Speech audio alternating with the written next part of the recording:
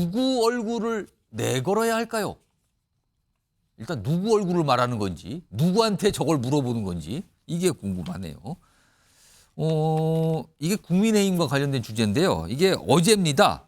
어제 국민의힘 비상대책위원회 회의에서 뭔가 당부를 하는데 한동훈 비대위원장이 알겠습니다. 잘 알겠습니다. 뭐 이렇게 하는 반응이 나왔거든요. 그 목소리 좀 들어보죠.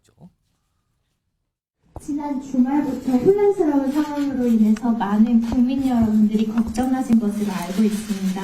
그 과정에서 대통령 후보와 당 대표 간 갈등이 표출되고 수습하면서 허비한 시간들을 우리 모두가 기억하고 있습니다. 그러나 지금의 혼란은 깊은 존중과 신뢰 관계 속에서 툭툭 털고 일어날 수 있다고 저는 확신합니다. 국민만 바라보고 나아가겠습니다. 고맙습니다. 그렇게 하겠습니다. 걱정을 많이 하니까 좀 해주세요. 그러니까 알겠습니다. 뭐 이런 분위기네요. 아무튼 어제 있었고요. 그런데 얼마 전에 언론에서 표현하는 내용이 있죠. 당정 충돌. 거기에 윤석열 대통령과 한동훈 비대위원장이 등장하잖아요. 약간 봉합이 된 분위기긴 한데 이런 분위기를 의식했을까요? 다음 현상이 좀 있다 그러네요. 화면에 있습니다. 여기 보시면 지금 총선이니까 선거 운동도 하고 선거 준비해야 되는데 윤 대통령과 한동훈 비대위원장 중 누구 사진을 걸어야 됩니까? 라고 묻는 분들이 있다 그러네요. 당에다가. 이게 지금 보도를 통해서 나왔는데 국민의힘 당직자가 이렇게 언론에 이렇게 설명을 했는데 지난 주말을 기점으로 각 당협에서 누구 얼굴을 내걸어야 하는지 문의가 빗발쳤습니다. 둘 중에 누굴 걸어야 됩니까? 이거네요. 당에서는 어떠한 지침을 내릴 수 없어 답변을 못했다. 어떡하라는 거죠? 답변을 못하면. 다음 보겠습니다. 윤한 충돌, 그러니까 당정 충돌이죠. 그 이후에도 한 위원장의 화질 좋은 사진을 찾는 후보자가 많다.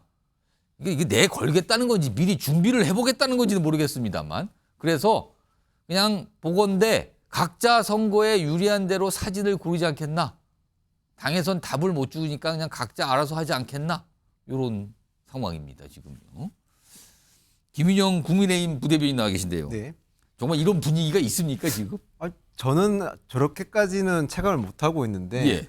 저렇게 현상이 일어나는 것 자체는 저는 보통 이제 SNS 프로필 사진 때문에 저렇게 말이 본인을 많은데 소개하는 네, 아주 맞습니다. 딱 첫 대본 네, 사진처럼. 예. 사실 저런 SNS 같은 경우는 선거 실무진들이나 이런 입장에서 볼 때는 당시에 가장 많이 보도가 되는 사람 그리고 또는 해시태그를 걸었을 때 많이 노출될 만한 사람을 걸게 돼 있거든요. 그러니까 실무적인 차원에서 한동훈 비대위원장이 최근에 언론 보도량이 많고 인기가 좀 있으니까 걸었는 거지 저걸 뭐 윤한 갈등의 연장선으로 보는 거는 조금 저는 과대해서 가는 것 같고. 근데 저기 보도에 따르면 그거 왜 물어봅니까 당에는? 누굴 걸어야 됩니까라고? 저게 지금 후보들이 워낙 많다 보니까 이 후보들 입장에서는 아무래도 당에다가 자기가 직접 결정하는 것보다 당의 방침이 어떤 건지 저는 방침을 네. 따랐습니다라고 얘기를 할 근거를 마련하는 저는 걸까요? 그런 걸로 보고 있고요. 그리고 생각보다 예비 후보들이 지금 너무 많다 보니까 그런 과정에서 일어난 해프닝이 아닐까 그렇게 생각합니다. 만약에 김윤영 부대변인께서 무슨 어떤 SNS 프로필 대문 사진을 걸거나 아니면 밖에 사진을 걸어야 돼요. 뭘 하기 위해서. 네네. 그럼 만약에 예를 들어서 총선에 출마하신다면 네. 고민이 될 것 같습니까 지금? 저는 만약에 있으면 원래 저희가 집권 여당은 예. 기본적으로 대통령의 국정에 성공을 바라야 되기 때문에 예. 당연히 그러니까 한동훈 비대위원장도 마찬가지입니다. 집권 여당으로서 대통령의 국정을 안정적으로 이끌고 대통령의 성공을 바라기 때문에 예. 당연히 저는 윤석열 대통령을 같이 가는 게 맞다고 봅니다. 아 대통령의 사진을 걸고 대통령과 찍은 사진 있으면 그거를 강조하겠다. 네. 그러시군. 근데 저 고민하시는 분은 뭐예요 지금 저 보도에 나온 저분들은 지금 이런 상황에서 심평 변호사. 그러니까 심평 변호사는 언론에 소개할 때 한때 윤석열 대통령의 멘토였다. 한때였다. 지금은 아닌 것 같다. 뭐 이렇게 소개가 되거든요. 근데 언론에서 뭘 좀 설명을 하셨어요. 들어보겠습니다. 현재로서는 윤 대통령의 그 지지 기반 열성적인 그 활동가들이 한동훈 비대위원장 측으로 지금 대부분 옮겨간 것이 거의 명백한 것 같습니다. 그래서 저한테 그런 협박을 하는 거고, 예. 그런 면에서 이것은 단순한 갈등이 아니고, 이 그 한동훈 위원장이 중심으로 하는 세력들이 하나의 그 궁정 쿠데타 이런 과정을 지금 거치고 있는 것으로 보입니다. 박원석 전원님, 심평 변호사 말은 뭐 어디 지지자가 뭘 다 옮겨갔다 뭐 이런 설명을 하네요. 이거 글쎄요, 뭐 궁정 쿠데타라는 표현까지 예. 썼는데요. 약간 음침한 막 그 분위기가 나는 표현들이 나왔단 말이에요 지금요. 심평 변호사가 한때 대통령의 이제 멘토로 불렸던 예. 분이에요. 그래서 윤석열 대통령의 성공을 위해서 이런저런 이제 지원 사격을 하는 분이라고 볼 수 있는데 분명히 이번에 이제 윤 대통령과 한동훈 비대위원장 사이에 이상기류가 흐른 건 맞고 일각에서 뭐 약속 대련 아니냐 이런 얘기도 있었는데 약속 대련을 진검 들고 하지는 않습니다. 일각이라고 말씀하시는데 아까 다뤘던 분 그분이 대표적인 분 아닙니까 지금? 이번에 목검 아니었어요. 실제로 진검 뽑았던. 지금은 진검을 들고 충돌한 걸로 보시는 약속 겁니까? 대련을 하면서 대통령의 위신에 저렇게 손상이 가는 비서실장이 와서 나에게 사퇴를 요구했는데 내가 노했다 이런 얘기를 할 수가 없는 거죠. 그렇기 때문에 제가 보기에 심평 변호사가 예. 이 상황에서 대통령의 급격한 레임덕이 올 수 있어서 저런 표현까지 써가면서 한동훈 비대위원장을 저격하는지는 모르겠으나 중요한 건요. 예. 민심입니다. 민심. 당심도 민심을 따를 수밖에 없어요. 근데 민심은 어떤 거냐면 김건희 여사 문제에 대해서 모종의 조치를 취하지 않고 총선에서 여당이 승리를 못하는 건 물론이거니와 굉장히 어떻게 보면 총선을 어렵게 치를 수밖에 없다는 게 민심의 기류예요. 한동훈 비대위원장이 비대위원장 되자마자 전국을 한 바퀴 순회를 했잖아요. 예. 그러면 이제 당심도 마주하게 되고 민심도 마주하게 되는데 그러면서 본인이 법무부 장관 할 때하고는 다른 그 민심의 차가움을 좀 느꼈을 거라고 보고 김경률 비대위원이 꺼낸 그 화두에 대해서 어쨌든 국민 눈높이에서 아쉬운 대목들이 있다 이런 반응을 한 겁니다. 예. 구체적으로 어떤 조치를 해야 된다고는 얘기 안 했지만 그걸 비대위원장이 거론하면 그건 이제 걷잡을 수 없는 상황이 되고 대통령실에서 뭔가 능동적 조치가 필요하다라는 어떤 시그널을 계속 보내는 겁니다. 저는 지금도 마찬가지라고 생각해요. 여전히 이 문제가 해결된 게 아니고 완전히 잔불이 다 꺼진 게 아니기 예. 때문에 앞으로 총선 상황이 어떻게 전개되는지 그리고 대통령에 대한 국정 지지율이 어떻게 변화하는지 예. 그에 따라서 이 수도권 특히 출마자들이 이제 어떤 그 반응이나 생각을 갖게 되는지에 따라서 재현될 소지가 전 역력하다 이렇게 봅니다. 지금 뭔가 불씨는 여전히 남아있다. 그리고 불만을 한동훈 비대위원장의 저런 모습에 불만을 갖고 있는 어떤 분들이 많이 있을 것 같다. 일각에서. 화면 좀 보겠습니다. 이거하고 연결되는 걸까요? 지금요. 이게 어떤 포스터 내용 중인데 이게 내일이에요. 내일. 광화문인데요. 모이자 광화문. 하여튼 모여서 뭘 집회를 하는 건데 집회 목적이 위에 써 있잖아요. 지금 인물과 함께 빨간 글씨로. 문재인 구속, 이재명 구속. 여기까지 보면 이게 보수 성향이 강한 어떤 단체의 집회인가 보다라고 알 수 있어. 근데 뒤에 한동훈 아웃, 김경률도 아웃. 이게 돼 있어요. 이게 송영훈 위원.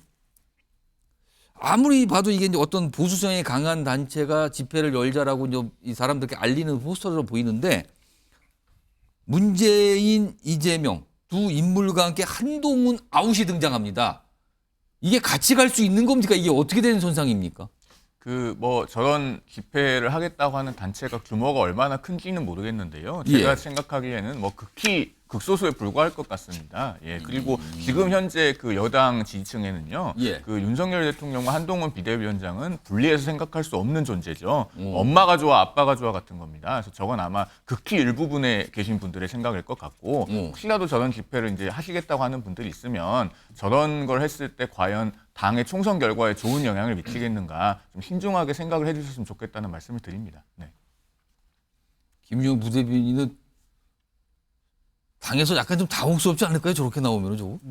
아무래도 저런 모습이 안 보이는 게 가장 좋죠. 저런 모습 자체가 지금 어쨌든 저희가 갈등이 표면적으로 보여졌고 그 예. 갈등을 봉합했는 과정인데 예. 이렇게 겨우 수습하고 있는 과정에서 저런 발언과 저런 시위를 하게 되면 또다시 또 언론의 주목을 받으면 아니 저 입장에서 문재인 전 대통령, 이재명 대표와 같은 반열에 올라가서 아웃이라고 돼 있어요 지금요. 네네. 그러니까 저런 걸 자제해 주는 게 당을 위한 거고 국민의 그러니까 보수가 총선에서 승리하는 길이라는 걸 저분들께서 좀 알아주셨으면 좋겠습니다.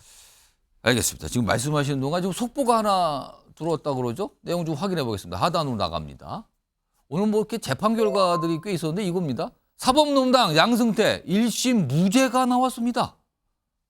박병대, 오영환도 무죄. 이거 굉장히 오래 걸린 재판이 아니었습니까? 근데 무죄가 나왔네요. 이거 거의 한 5년 가까이 걸린 걸로 나오는데요. 다음 속보 있으면 또 보겠습니다. 자, 법원은 양승태 모든 혐의에 인정 안돼 판단을 했다고 합니다. 요거요.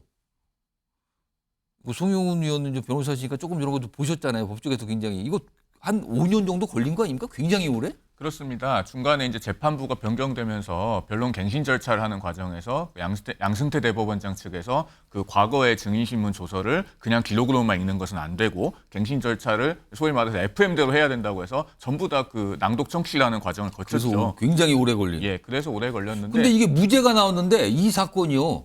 한동훈 비대위원장이 검사 시절에 수사했던 거 아닙니까?